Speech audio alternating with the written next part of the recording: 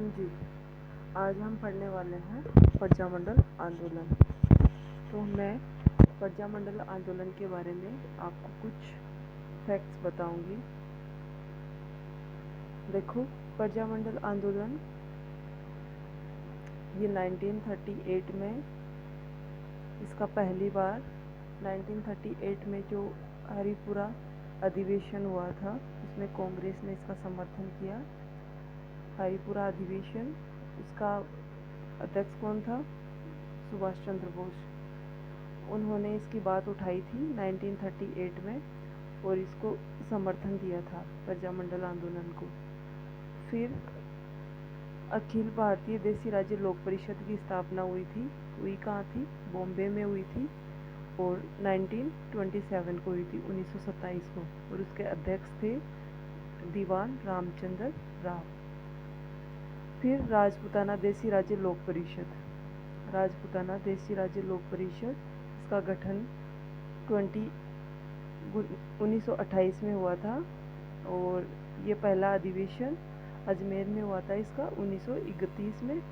और इसके अध्यक्ष थे, पहले अधिवेशन में इसके अध्यक्ष थे रामनारायण चौधरी।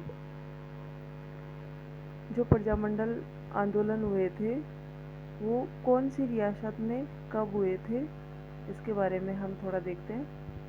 तो पहले ये हुए थे 1931 में हुआ था ये जयपुर और बूंदी।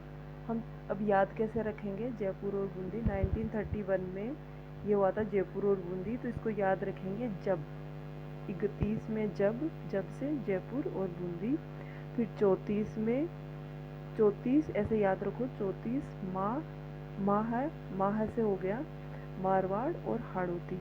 और फिर 36 में, ये थोड़ा आगे पीछे हो गया, पहले 36 वाला देखेंगे, 34 के बाद में 36 वाला हो गया 36 बीड़ी, बीकानेर और धौलपुर। और 38 में मेवाड़, शाहपुरा, अलवर, भरतपुर, करौली। तो 38 का कैसे करेंगे? जैसे मैं इसकी थोड़ी ऐसे ट्रिक देख लो। जैसे 38 में सारे वर्ग को भर भर के रोली लगाया। क्या करना है? 38 में सारे वर्ग को भर भर के रोली लगाई। ठीक है। फिर 39 में आ गया, 39 में है किशनगढ़ है, कोटा है, सिरोही है। तो इसको कैसे याद करेंगे? 39 में किशन है वो कोटा से रोही आया, रोही गांव में बोलते हैं ना, रोही में जा रहे हैं वैसे वाला, रोही आया। फिर 42 में कुशल हो गया, 39 में किशन कोटा से रोही आया तो वो 42 में कुशल हो गया। 43 में वो इतना कुशल हो गया कि उसने एक बांस मंगाया, बांस से बांसवाड़ा। और फिर 44 में तो उसने बांस के सहारे वो डूंगर पे ही चढ़ गया 44 में। तो फिर 45 में जपने लगा। फिर भाई डूंगर पे चढ़ गया, ये तो कुछ ज़्यादा हो गया ना। तो वो फिर से मतलब जपने लगा जैसलमेर और प्रतापगढ़। और फिर 46 में तो वो मतलब बैठ ही गया, वो बैठ के ऐसे झाले देने लग गया, किसी को बुलाने लग गया। बुलाने के लिए हम हमारे राजस्थानी में बोलते हैं ना झाला देना, वैसे झाला देने लग गया। तो ये हो गया। तो फिर से देखते हैं। देखो, 31 में जब, 34 माँ, 36 बीड़ी, 38 में सारे वरों को बुला के भर भर के रोली लगाया। और 39 में किशन कोटा से रोई आया, 42 में वह कुशल हो गया, 43 में बांस मंगवाया, 44 में डूंगर पे चढ़ गया, 45 में जपने लगा और 46 में झाला देने लगा। ठीक है। फिर है जयपुर, जयपुर के बारे में पढ़ते हैं। ठीक है। तो जयपुर में हम देखते हैं, इसके संस्थापक थे जयपुर प्रजामंडल के कपूरचंद पाटनी। और ये कब हुआ था? हमने अभी ऊपर देखा, 31 में जब जयपुर और बूंदी का 31 में, तो 1931 में हुआ। फिर इसका 36 में पुनर्गठन किया गया। ठीक है।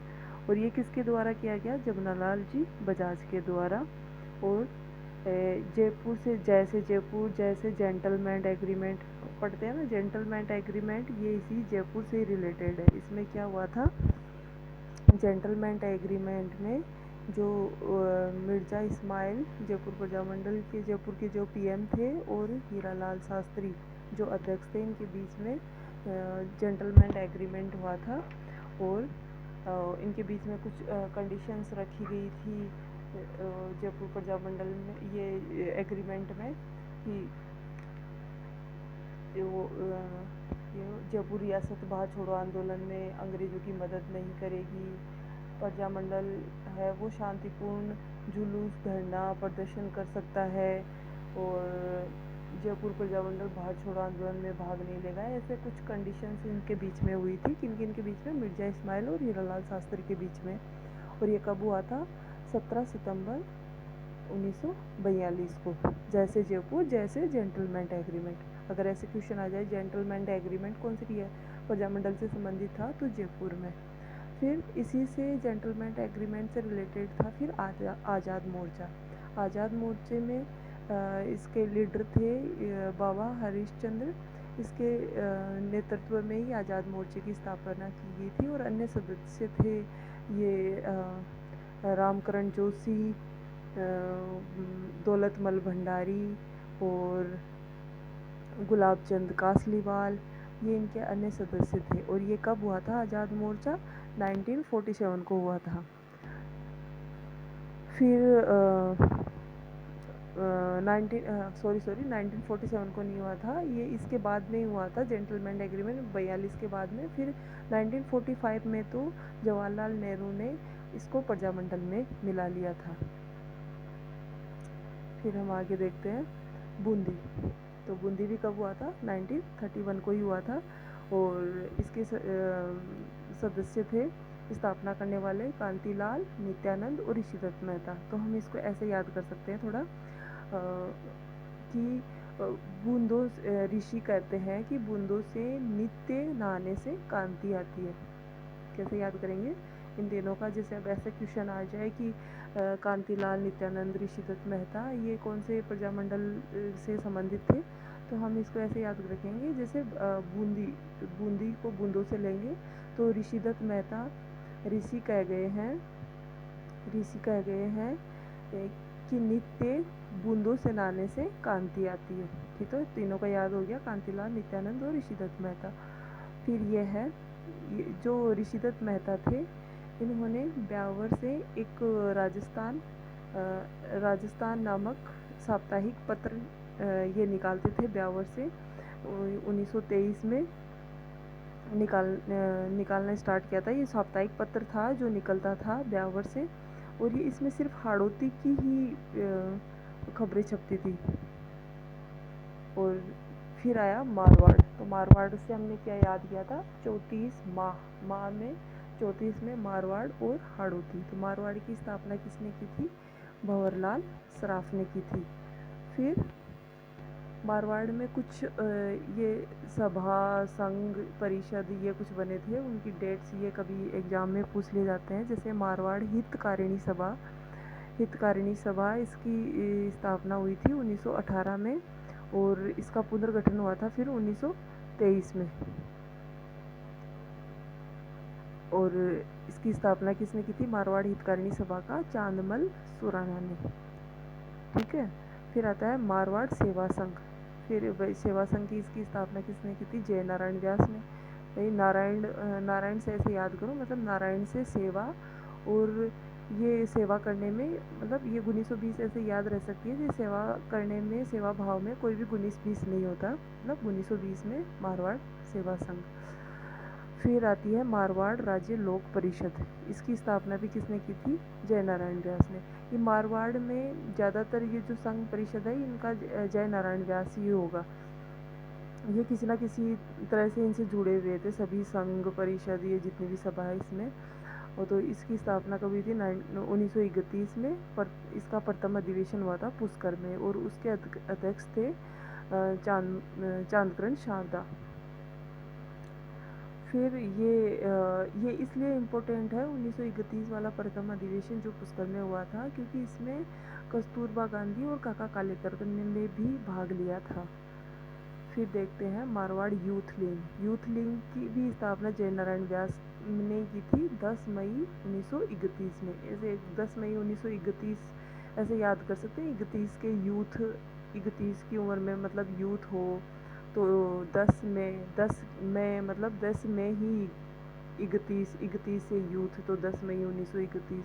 1932 में फिर जो छगनराज चौपासनी वाला थे, उन्होंने जोधपुर में भारत का झंडा फहराया था पहली बार। और 36 में जो बॉम्बे में तो कृष्णा दिवस मनाया था और जोधपुर में शिक्षा दिवस मनाया गया था। ये सब मारवाड़ प्रजामंडल में ही आएंगे। फिर जय नारायण व्यास के बारे में हम कुछ देखते हैं। जय नारायण व्यास की जो फेमस बुक है, 2 बुक है जिनके बारे में अक्सर एग्जाम में पूछा जाता है, मारवाड़ की अवस्था और पोपाबाई की पोल। मारवाड़ की अवस्था क्योंकि ये मारवाड़ से रिलेटेड थे, इसलिए मारवाड़ की अवस्था और पोपाबाई की पोल। और इनके कुछ समाचार पत्र थे जैसे अखंड भारत। अखंड भारत था, ये हिंदी का न्यूज़पेपर था, नाम से ही शुद्ध हिंदी है अखंड भारत, तो ये हिंदी का था और बॉम्बे से निकलता था। ठीक है, हिंदी फिल्में कहाँ बनती है, बॉम्बे में बनती है ना, तो ये हिंदी का था और ऐसे याद रखो ये बॉम्बे से निकलता था। पीप नाम से इंग्लिश जैसा है, तो इंग्लिश तो कहाँ चलती है, कैपिटल में ही चलती है, तो ये दिल्ली से निकलता था और ये इंग्लिश का था। और तीसरा था आंगी बाण। आंगी बाण ये तो नाम से ही राजस्थानी जैसा लग रहा है और ये राजस्थान से ही ब्यावर से निकलता था। अखंड भारत ये हिंदी का था जो बॉम्बे से निकलता था। पीप जो इंग्लिश का था वो दिल्ली से निकलता था। और आंगी बाण ये है राजस्थानी भाषा में था जो ब्यावर से निकलता था। Thank you. प्लीज़ अगर आपको ये वीडियो अच्छा लगा तो आप वीडियो को लाइक करें, शेयर करें और चैनल को सब्सक्राइब करें। नेक्स्ट वीडियो में हम अगले जो प्रजामंडल है उनके बारे में बात करेंगे। Thank you.